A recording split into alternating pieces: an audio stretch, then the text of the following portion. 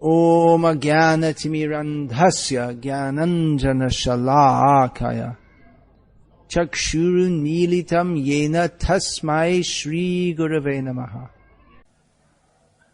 Adya Purusha.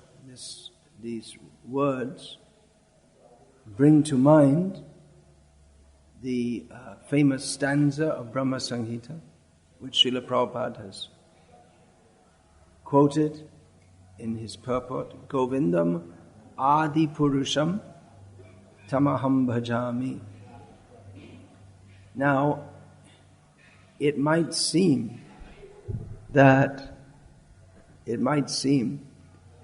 Mahavishnu is the original form, because all the universes generate from his hair pores in seed form, having come out of his hair follicles. They expand, and Mahavishnu expands himself again as Garbhodakshay Vishnu to enter into each universe, and then again as Shiradakshay Vishnu in each universe. So it appears that the original form, Hare Krishna. Everyone please turn off their cell phone. It appears that the original form is Mahavishnu, otherwise known as Karna Dakashayi Vishnu. However, this is not correct. How do we know? Because we have information from Shastra. How do we know about Mahavishnu anyway? How do we know about any of these forms of the Lord? This is not, as Srila Prabhupada points out in his commentary, none of this. Is this going to go on throughout the class? We're going to have cell phones. Everyone, please take out your cell phone and switch it off. Just switch it off. How can we have any information about any of the forms of the Lord? That is only possible through scripture. By deduction or any supposedly scientific method, we cannot find Krishna.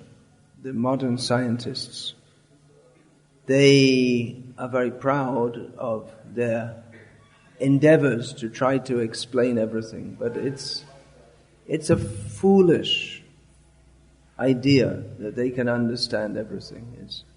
We're like little ants. Figuratively, we're like little ants. If there's some ant crawling in the corner here, and what can the ant understand even about this room and the purpose of the temple? It's completely beyond the scope of their intelligence. All the ant can understand is coming out, finding a piece of sugar, and going back. That's the ant's ability. He doesn't have the ability to go beyond that. So similarly, the idea that we can understand everything about the universe simply by applying our sense perception and intelligence is a grossly foolish idea, which shows that for all their intelligence, there's no doubt that many scientists, in one sense, are very intelligent. But on the other hand, they're not intelligent at all. Just like we may say Einstein was supposed to be the most intelligent person of the last century. But he was unintelligent in as much as he applied his intelligence to try to understand the wrong thing. He didn't. The real question should be not how is this material world going on, but how to get out of it. When we see that this material world we're simply suffering herein. So someone's whipping you, and you measure instead of trying to get out of the whipping, you measure the velocity of their hand movement and make some suggestions of how he could, if he ate more meat, he might become stronger, and then he could whip you harder. That's modern science is what they're doing. Instead of they're applying their intelligence to that which is against their own self-interest. And they're so arrogant about it that they think that they can they have this idea they're going to have a theory that will explain everything. But that is not possible. That everything can be explained by mathematics. They should know that. I mean, for instance, I might like the sound of some music, or I don't like the sound of a cell phone going off, especially when I'm giving a class. So how can you explain that mathematically? I like, I don't like. How are you going to explain that? It's ridiculous. Sexual attraction, how can you explain that mathematically? I mean, you might give some theory when a male looks at a female, or in the modern age, a male at a male or a female at a female. Not only in the modern age, but homosexuality is an increasingly prominent feature of this degraded age. That by looking at each other or thinking of each other or coming into physical proximity of each other, they become sexually excited. So how can you reduce all that to simply mathematical formulae? The very idea is ridiculous. So those who are actually intelligent, they inquire, Atato Brahma Jignasa. This is Vedavyas's direction when he gives his personal commentary on the Upanishads, which are the revealed, the Vedas, from the Vedas they are revealed, which reveal knowledge of spirit, of transcendence. That beginning knowledge of transcendence is in the Upanishads. So Vyasadeva says, Atato Brahma Jignasa. Now this is what we should inquire into. Instead of inquiring about how to enjoy this material world, an intelligent person should inquire into the nature of ultimate reality, which is beyond this world. And that, as Vyasa also states in Vedanta Sutra, is Shastra Yonitvat. One cannot understand the Absolute simply by applying one's intelligence. Knowledge of the Absolute is given in Shastra. Knowledge of the Absolute is given in Shastra. So, what is the nature of Krishna? What is the nature of the Supreme Personality of Godhead? What is the nature of the transcendence? That cannot be understood simply by speculation. It is not possible. Krishna plays a flute, as anyone who knows anything about Krishna knows. He plays a flute. Why does he play a flute? Why? By logical analysis, you can't say. It's not a matter of logic. It's a matter of Krishna's personal taste. He's a person. He likes to play a flute. Of course, that's very useful for calling the cows and calling the gopis. But then, why does he like the cows and the gopis? That's his own personal taste. So Krishna is inexplicable. Even an ordinary person like you and me, we're also inexplicable. There's this the pseudo-science of psychology, modern psychology. Of course, we also have psychology in the Bhagavad-gita. But that can give some indication of personality, but you can't explain everything about everyone simply by trying to understand through psychology, because people are far more complex than we can understand. We can't even understand our own psychology. Is that every moment we are receiving sensual impressions and processing them, the thought processes. It's an ongoing current, this ongoing flow of thoughts which are influenced by our previous impressions and previous thoughts, and which give rise to, which influence the upcoming thoughts also. So it's an extremely complex process. Even someone who's lived with someone else for many years, they may not fully understand, and they may change also. People, their personality may change. That may be ascribed to astrological reasons, that their personality appears to change at some point when they enter into another period. Or it may be that with aging, as one gets older, one is generally supposed to become less passionate. Or with females, human females, they go through the menopause, which their personality appears to go through, maybe even from one time of day to another through violent changes or drastic changes. So personality, we can't understand it simply by analysis. And what to speak of the personality of Godhead. Therefore, he is to be understood through Shastra, not simply his personality, everything about him. The very fact that he is the supreme controller, how he controls, that is described in Shastra. That there is a controller could be logically deduced. That's a good logical deduction. That there is a creator and controller of the universe. That should be accepted by any intelligent person. But what is his personal nature? That is described in Shastra. Now, it might seem that Mahavishnu is the original form because chronologically the universes are generated from the body of Mahavishnu. Then comes Garbhodakshay Vishnu, then Kiradakshay Vishnu. And gradually there are various forms of the Lord manifested within the universe. And Krishna is not the first.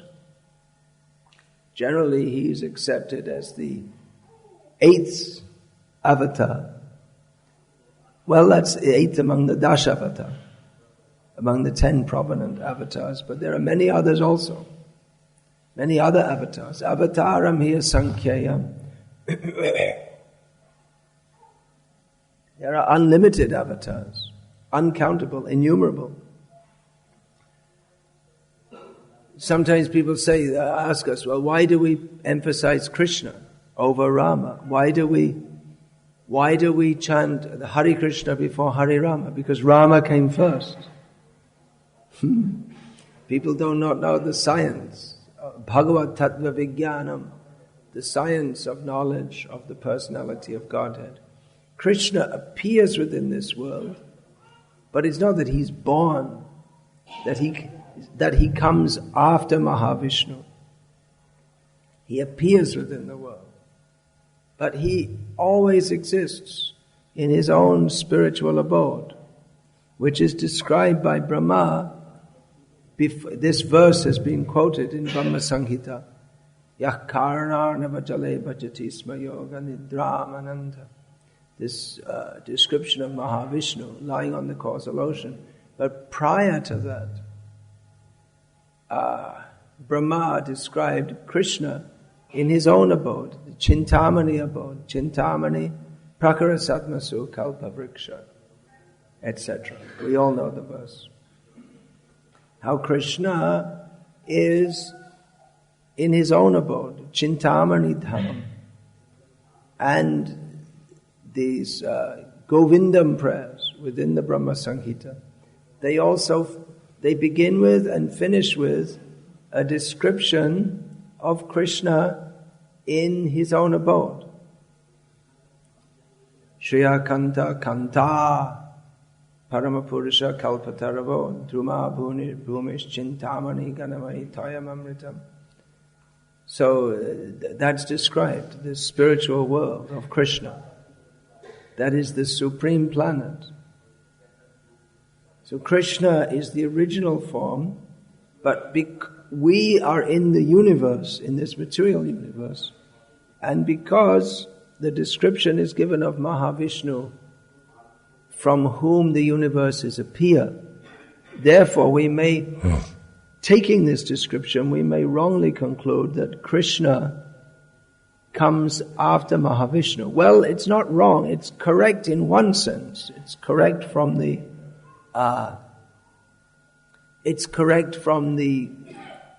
sense of the chronological order in which the avatars appear.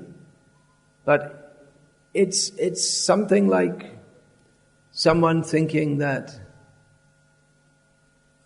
if I saw a person and only later did I see their father, to conclude that the person, because I saw him first, therefore the father must be younger than the son. It's a foolish conclusion. That we saw the father later doesn't mean that he came later than the son. It's just that we didn't see him. So that Krishna comes into this world, appears in this world later than Mahavishnu, doesn't mean that Krishna came into existence later. This idea shows ignorance of Bhagavad Tattva Vijnanam, scientific knowledge of the personality of Godhead. Because, as is stated here, Kalpe Kalpe Srijatyajaha, he is unborn, but he appears within this world in every age. This echoes the famous verses of Bhagavad-gita. Well, Ajopi Sanavyayatma Bhutanam Ishvaropi San Prakritim Swamatishtai Sambhavami Amamaya. It particularly echoes this verse, that Krishna, even though he is unborn, and even though he is unborn and he is avyaya atma, his form never deteriorates, which means he's never born and he never dies. Ajopi sanavyaya atma. He doesn't get old either. Bhutanam Ishvaropis. And although he is the supreme controller, the supreme lord of all living beings, he Prakritim Swam Adhishtaya, he situates himself within the material energy by his own energy, by his spiritual energy. He situates himself within the material energy, not that he becomes part of the material energy. And then after that come the famous verses. Yada yada hi dharmasya glane bhavati bharata abhyutanam adharmasya. Tadatmanam srijami, same word, srijami aham. Srijami, I, Krishna speaks of himself, it gives the sense of coming into being, although because he's already said, Ajopi san, I'm not born. It's not to be understood in that sense. And here srijati is a different form of the same word. It's describing someone in the third person. Srijami, I am born, or I come into being, Krishna says. And then again, yuge yuge. Dharma samsthapanarthaya sambhavami yuge yuge. So yuge yuge is similar to kalpe kalpe, again and again. In kalpe kalpe means within every day of Brahma, or within every existence of Brahma. And yuge yuge means within every age. So it gives the same purport. Kalpe kalpe, this particularly refers to Maha, Vishnu expanding himself as the different avatars. Here in the purport, Srila Prabhupada takes up, he discusses one theme which he discusses innumerable times in his purports. The misconceptions of the impersonalists. Nirvishesha Shunyavadi Paschatya Deshatan. Srila Prabhupada preach the message of Chaitanya Mahaprabhu in the Western world, which are riddled with impersonalism and voidism. And what to speak of India? Srila Prabhupada said on several occasions that everyone in India is Krishna conscious, even the Muslims. But he also said that everyone in India, they're Mayavadi. If you scratch a little deep, just a little bit, you'll find a Mayavadi. Not true of everyone. I mean, there are in the Madhva Sampradaya, they're still strongly against that. They're strongly against impersonalism. But the Ramanuja Sampradaya, they're mostly all compromised due to lack of proper education. They don't have a clear conception of the personality of Godhead. Who is the personality of Godhead? Who is not a manifestation of the impersonal?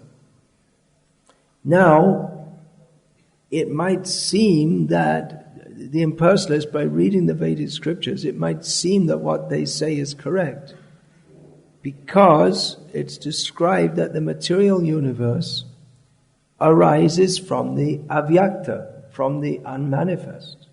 The material cosmos is sometimes manifest and sometimes not manifest. It's parastasmatu bhavonyo vyakto vyaktat sanatanaha. Krishna describes his own abode as being eternal and beyond the material, which is sometimes manifest and sometimes not manifest. So that this material world is manifest from the unmanifest, and that Krishna appears within this material world might lead one to conclude that Krishna is part of this material world, and therefore he's also a product of the unmanifest, like everything else, a product of the unmanifest. However, even Shankaracharya, he didn't invent this philosophy, but he gave a pseudo-philosophical structure to it. In the very first verse of his commentary on Bhagavad-gita, states Narayana paro vyaktat. Narayana is beyond the unmanifest. He is an entity beyond the unmanifest. But the impersonalists somehow or other, Shankaracharya leaves hints in his works of the actual truth, but somehow or other the impersonalists, they miss them because they're attracted to that which is not true. They're not sincere. What can we say about impersonalists? They're not sincere because they become attracted to that which is incorrect. Here, Srila Prabhupada writes, their conception of Krishna, referring to the impersonalists, their conception of Krishna is not clear, although everything is clearly mentioned in all the Vedic scriptures. Now we may question, well, how is everything clearly mentioned in the Vedic scriptures? If it's clear, then why did the impersonalists get it all wrong? Traditional impersonalists, they base their theories on Vedic scripture. The modern impersonalists just talk complete nonsense without reference to anything, and they might just throw in a little something from the Vedic scripture, but they don't have any systematic, formulated, philosophical understanding. They just speak whatever comes into their mind at any moment, and they don't mind to contradict themselves, speak one sentence and another sentence later contradict themselves, because they think that doing so is spiritual, and they think if you can't understand it, that proves that it's spiritual. It's a very strange idea. Everything is inconceivable. So just blabber a bunch of rubbish which sounds spiritual, and that's spiritual. People are shallow, stupid, and sometimes people ask, well, why do these impersonalists become, or pseudo-gurus become so popular? Because Srila Prabhupada gave the devastating insight They become popular because people want to be cheated, which doesn't sound as if it could be correct. People want to be cheated. Who wants to be cheated? No one wants. Everyone hates being cheated, isn't it? Everyone's been cheated, isn't it? When you're cheated, you feel that, well, someone, you trusted them, they took advantage of your trust, they made you feel stupid, they made you look stupid, and they took something from you which you can't get back, which they have no right to what they cheated you of, but just by foul means, they took advantage of you. So it doesn't seem that anyone would like to get cheated. But Srila Prabhupada said that people, they want to get cheated. That's why there are cheaters. There are so many cheaters in the world, because people want to get cheated. When Srila Prabhupada was preaching in America in the 1970s, there was one young boy who had come from India who advertised, his name was Bal Yogeshwar, and he was advertised as Guru Maharaji. I think he came to America when he was 14 or something like that. And he got a big following of young American people who believed that he was Krishna. And there was another popular Indian guru at that time who taught what he called transcendental meditation. This Maharshi Yogi Mahesh, who died fairly recently, in the last couple of years. So it was some relaxation technique or something like this, but Srila Prabhupada, he saw that people would flock. So many people became the followers of such people, and since that time, so many Indian gurus, so-called, have gone to the West, and they have their missions. Even before Prabhupada went, there were so many. So Prabhupada very astutely understood that people actually want to get cheated. I mean, why should anyone believe that some fat young boy from India is God? Why should they believe that? Why should they be interested in this so-called transcendental meditation? Or in the modern age, why should people go for, they pay a lot of money to go to some seminar conducted by the followers of a so-called guru? Why should they do that? Because they want to get cheated. They're not interested in atato brahma jignasa, in understanding the actual goal of life. The impersonalists, they quote also atato brahma jignasa, but they conclude that Brahma, the Absolute, is impersonal. Why? Why should they do that? Why should they deny Krishna? Why should they deny the personality of Godhead? Why should they deny their natural propensity to love Krishna, which actually everyone wants in their heart of hearts? Because they're not sincere. They're envious of Krishna. Ichha dvesha samudhena dvandva mohena bharata sarva bhutani sammoham sargayanti parantapa. Everyone born in this world has material desires which are born of dvesha, which means antipathy, hatred. So originally we all love Krishna, but that becomes converted into hatred of Krishna.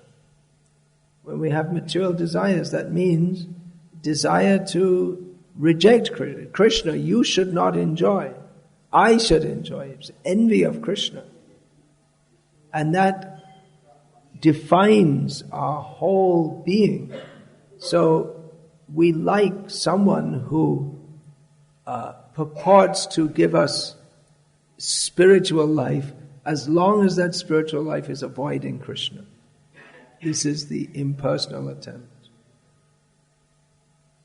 So Srila Prabhupada was strongly against these impersonalists, which, as far as I'm concerned, I see Srila Prabhupada's love of Krishna in his constant berating of the impersonalists, because after all, there are many people who can sing sweetly and talk of prem and tell stories and so many things. But if you actually love a person and that person is being mistreated or insulted by others, you don't just sing a song, but you react. You become very angry at those who are insulting your beloved, and especially those who are the impersonalists. They're insulting Krishna and they're cheating others.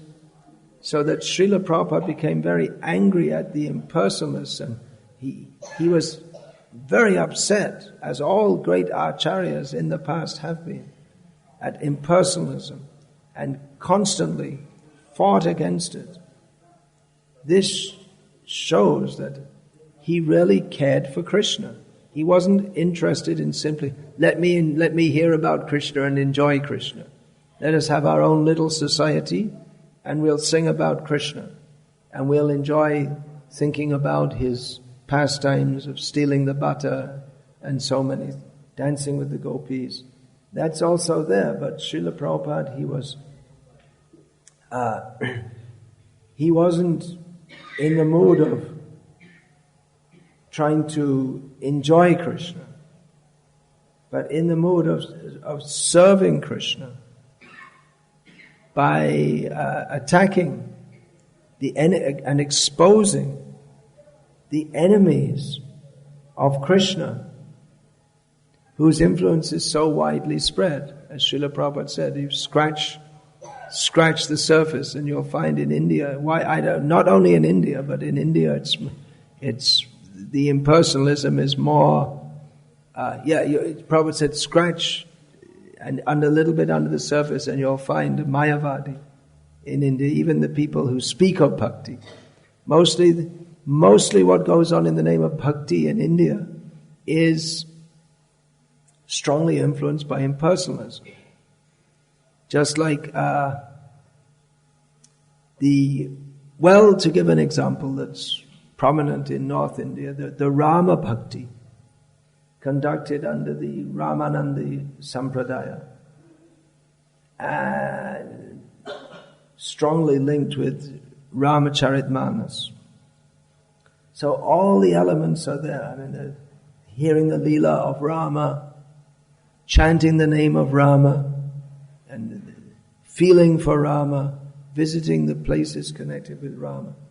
But if we discuss with anyone, Ramanandi sadhus or whatever, they'll all say that, well, ultimately Rama is a manifestation of the avyakta, the unmanifest, which means that their bhakti, it's not the real thing, because it doesn't.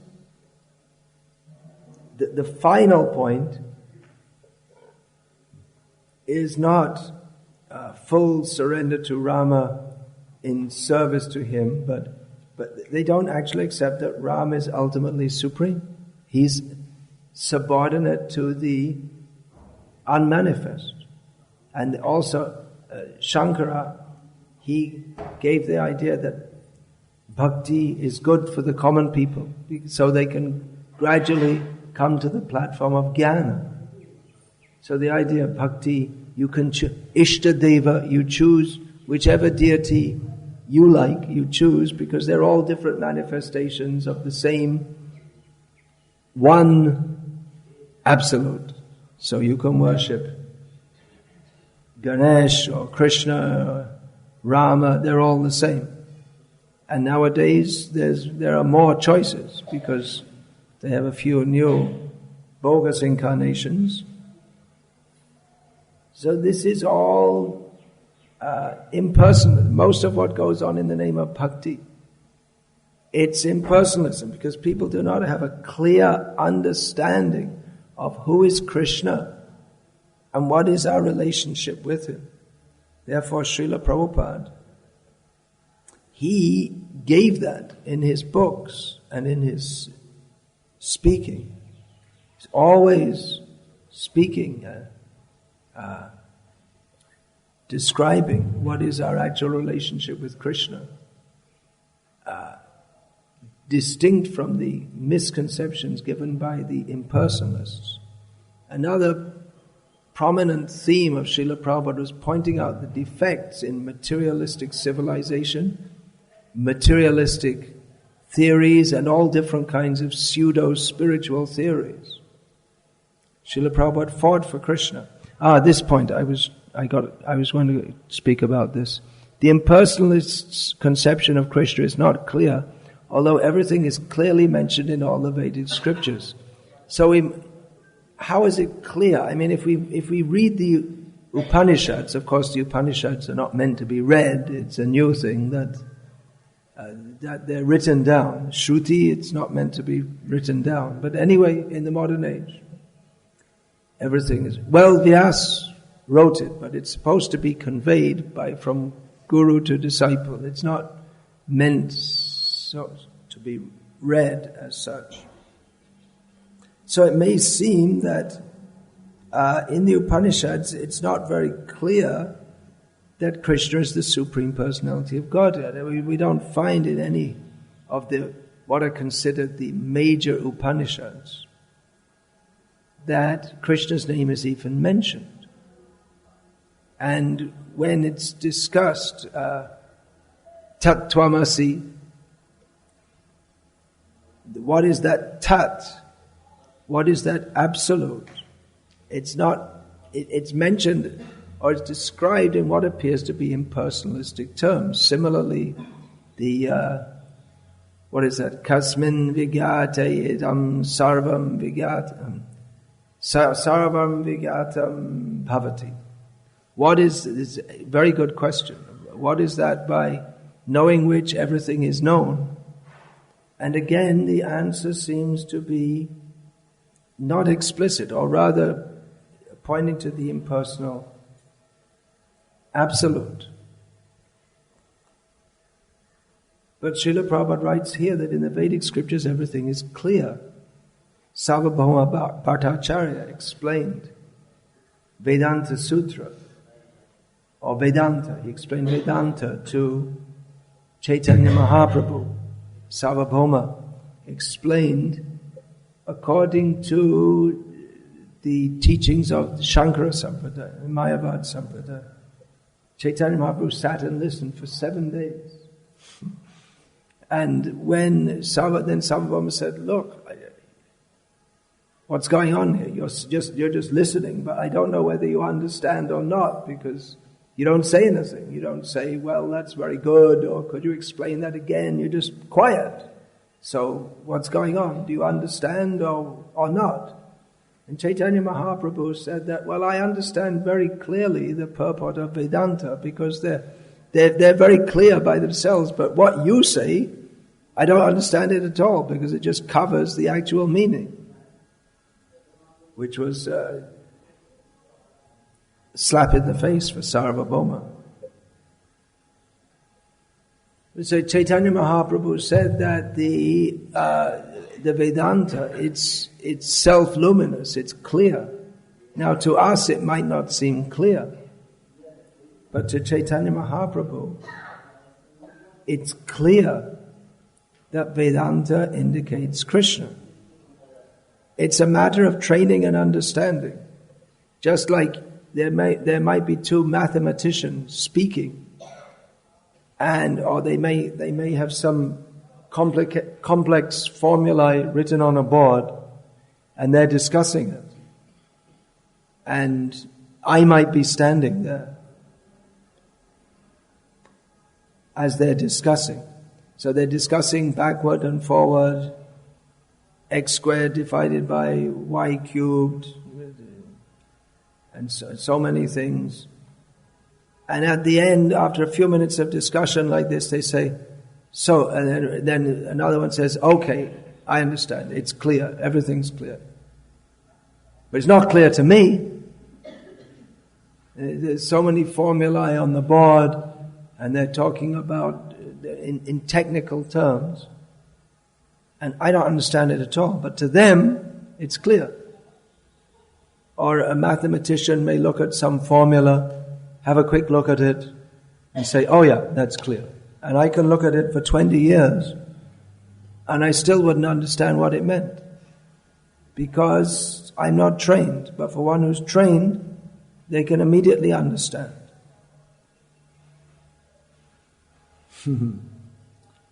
So, in the same way, for one who is trained, for one who actually understands, the message of the Vedas are very clear. But if one is not trained properly, then it's not clear. Or one may be trained in the wrong way. The Vedas, there are different schools, quite different schools coming out of the Vedas. Even out of Vedanta, there are two quite different schools. So, what is the fact? Well, Vedanta, that was again summarized with much more clearly, not that it wasn't clear, but let's say explicitly in Srimad Bhagavatam. But then the Mayavadis, they misunderstand that also. So how shall we understand? How shall we understand what's the actual truth? Well, if we're sincere, Krishna will help us. Krishna will provide the guidance by which we can understand. Mahajano yena gata sapanta dharmasya tattvam nihitam guhayam. The dharma tattva, the tattva, or the actual principle of dharma is within the heart of great personalities. So, therefore we should find such a great personality and follow them. Now this verse, Tarko pratishta shutiyo vibhinna na savrisha yasya matangna bhinnam.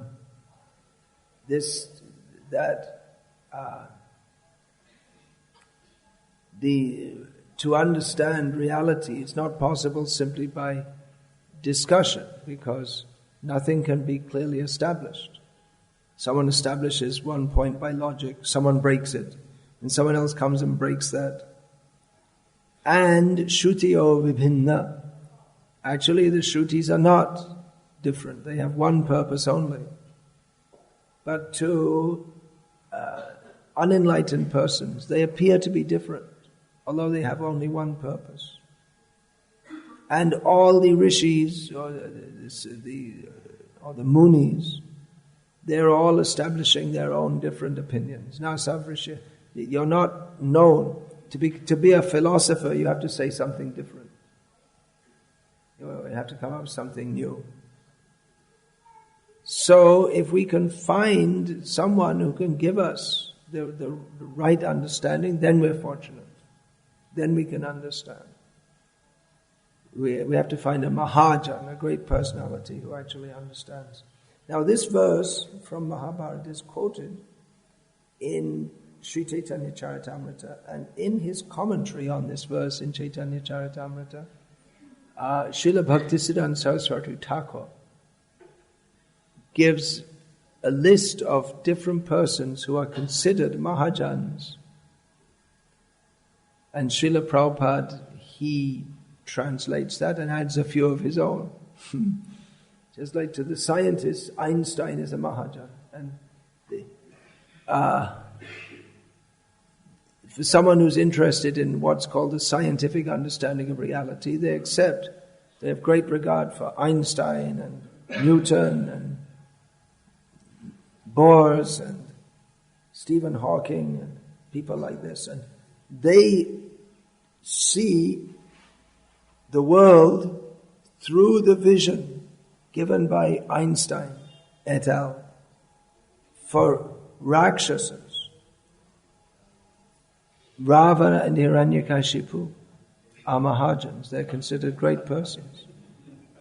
And in Tamil Nadu, there are people who maintain the theory that Ravana was good and Rama was bad. They're demons. They're followers of Ravana. He was a demon.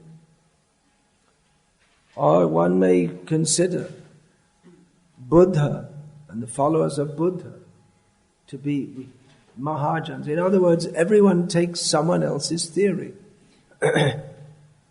In America, especially in the modern day, there are many people who say, well, I don't accept anyone's theory. I have my own ideas. I'm not going to accept anyone's theory. Now, it's interesting that in America many people say that because such an idea is propagated there more. They got that idea from someone. The idea that you should have your own idea, they got from someone else. They didn't think it up themselves.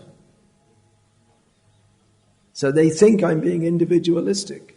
But their so-called individualism is also something that they learn from someone else. So everyone is following someone else.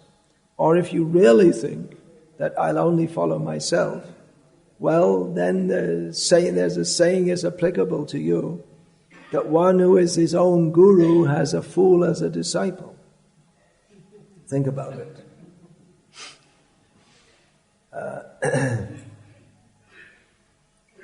So what actually is the fact? What actually is reality? As far as the Buddhists are concerned, everything is nothing, which is inexplicable.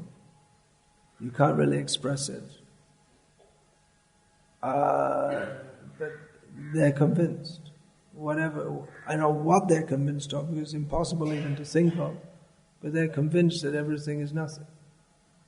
Or there are many people in the world, even today, who are convinced that you have to be saved by getting bathed in the blood of Jesus.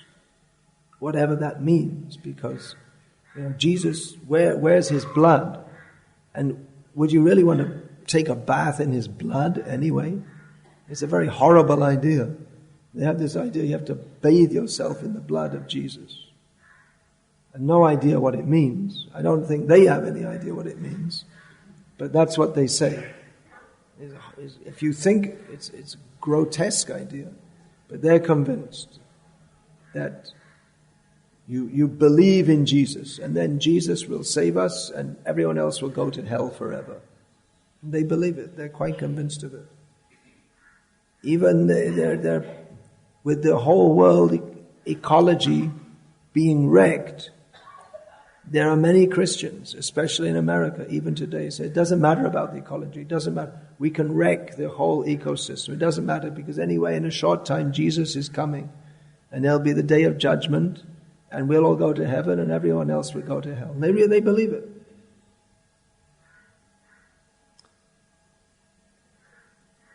So, what is reality? You have to find a Mahajan who will explain. Most people don't think so deeply, but if we examine the system of understanding that's been given to us by Srila Prabhupada, we won't find any system superior to this. But even if we don't examine it, and we just take to it, we'll get the result. However, Srila Prabhupada's books were specially composed for those who he wished to be the leaders of society. By studying his books, people would become knowledgeable and intelligent enough to be the... Okay, I'll finish that. Does anyone have any question, please? All right, so I'm finished. Hare Krishna. Thank you very much for coming on this Republic Day. Another meaningless idea. Mera Bharat Mahan. It's not your Bharat. it's a meaningless. This nationalism is just it's another way of cheating people, that's all. That you have the idea, we'll fight for India, and then you go up to Kashmir or get your intestines blown out. But who benefit? In the name of India, it's a few big people at the top who are enjoying. Previously it was the British, and now it's the Indians. You have the so-called independence of India means Indians they now have the satisfaction of being exploited by fellow Indians instead of being exploited by Britishers. There's another way that India should be understood to be great as the important place within the universe for God realization. That's India's real greatness. India is described in Shastra as the most important place within the universe for God realization. That is the actual glory of India. But they want to establish India as glorious by sending up rockets which go up and then they fizzle out. America's well ahead in sending rockets. But what is the value anyway of sending some rockets? The real glory of India is her spiritual culture. Republic Day, they should fly black flags to see the situation of India today. It's a real Kali Yuga situation. The leaders are all thieves, as described in Shastra, in Kali Yuga, in Srimad Bhagavatam, Dasyu Dharmana. What is that? Prajaste Bhakshishyanti Mlecha Rajanya Rupina. The leaders who are not kings, they're mlechas in the form of rajas. They simply devour the citizens. People can't afford even to eat. And even what you eat is full of poison. So many things. I mean, just look at the news. The newspaper only shows a tiny bit of it. So Srila Prabhupada, he was a real Indian nationalist in the true sense, because he wanted to do the greatest good to India and to the whole world, that India should lead the world, but by spiritual understanding, that people would naturally want to follow, spiritual understanding. So that is the real gift of India, but that's being misrepresented by all these bogus gurus. Anyway, it's a big topic, which I won't get into more.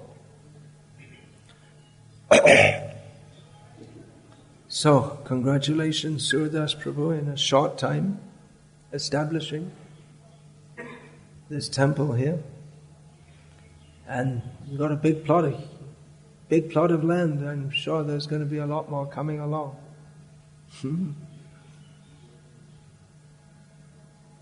That's good, that sign.